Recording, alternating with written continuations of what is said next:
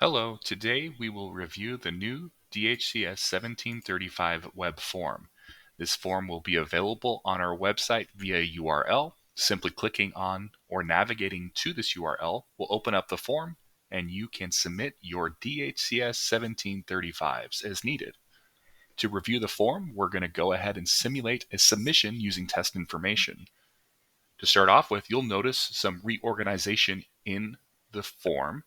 Let's go ahead and click on the first checkbox, which is a host county section.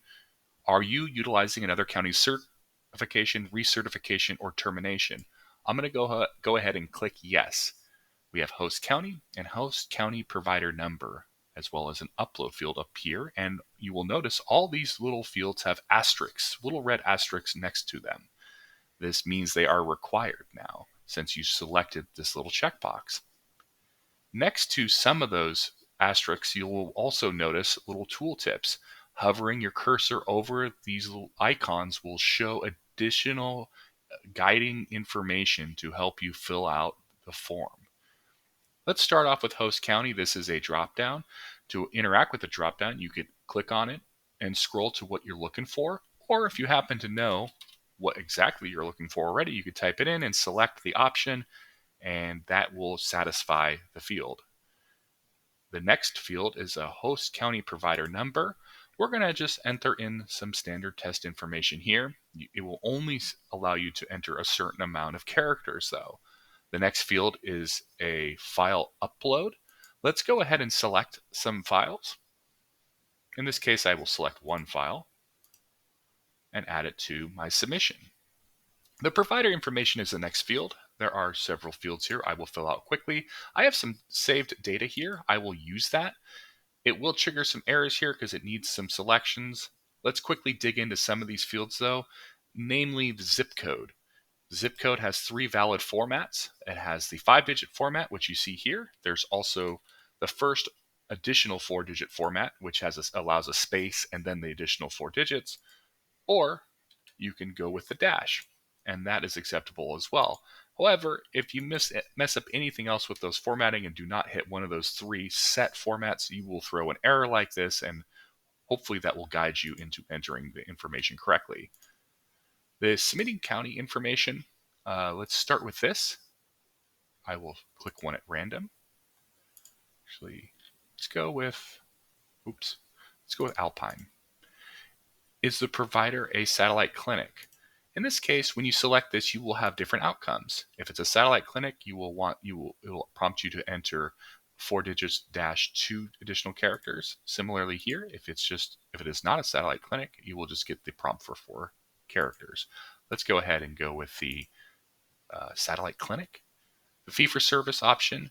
If you select this will make the NPI not required. It will be visible either way, and you can interact with it and fill it in. It is just simply a change of requiring the field or not.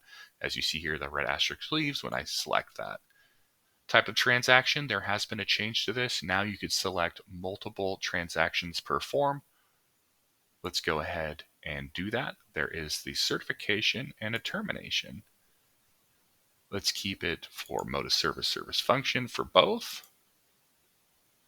And let's enter some dates. Keep in mind, we must enter leading zeros. If you are entering information into these fields, that requires that. Certification date of 0105. Let's do the same thing here. Very nice. And let's continue. Now you will see 2 major sections, residential services as well as outpatient services. You will also notice that each one of these have what we selected, a terminate and a certify. And if you had clicked recertified, those would have been here as well. For this, let's go ahead and select some basic information here. So for the terminate, let's say we want to terminate the non-hospital PHF, and that works. For here, we can either click an A to move ahead, or you can just leave it like that. Let's click the outpatient here, and let's go ahead and hit crisis intervention to terminate. And then here, let's do crisis stabilization here to certify. Now we have some additional information here. I believe we have satisfied those requirements. Let's go ahead and finish filling out the form. I'm going to use my work email to send me information here, and I will sign the form as if I have the authorization to sign it.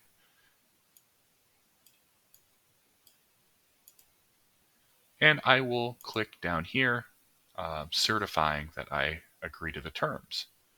I will go ahead and submit this information. If there are no errors, it will go ahead and do this. If there were errors, it would have moved me back up in the form to the spot where an error was and prompted me what to enter. Now this will generate several emails. Notably, firstly, you will notice you will get a receipt. A receipt is the first step or the first email you should receive and should happen several minutes after you make your submission. The template here is subject to change as far as wording. However, the major points are that you will receive your ticket number in the subject line of the email, and additionally, you will get sent a PDF, a receipt PDF of what you filled out, with all the information in there, which you could use for your reference. Now, in the instance when DHCS finds an issue with what you submitted, you will receive an email similar to this. However, these fields here might change depending on what DHCS wants you to edit. Provider name and NPI were the two fields that they noticed there were issues with when you made your submission. Let's go ahead and click under this link. This email will be sent to you, and to rectify the issue, you have to click that link, which will load a correction form, and you will only have to enter the fields that were noted as incorrect here. So like I said, in the email, it showed provider name and NPI. Well, here, that's all you see, and that's all you need to enter. Let's go ahead and provide some information here. Let's make it a little different so it looks better. Big test 1. Okay, let's submit it.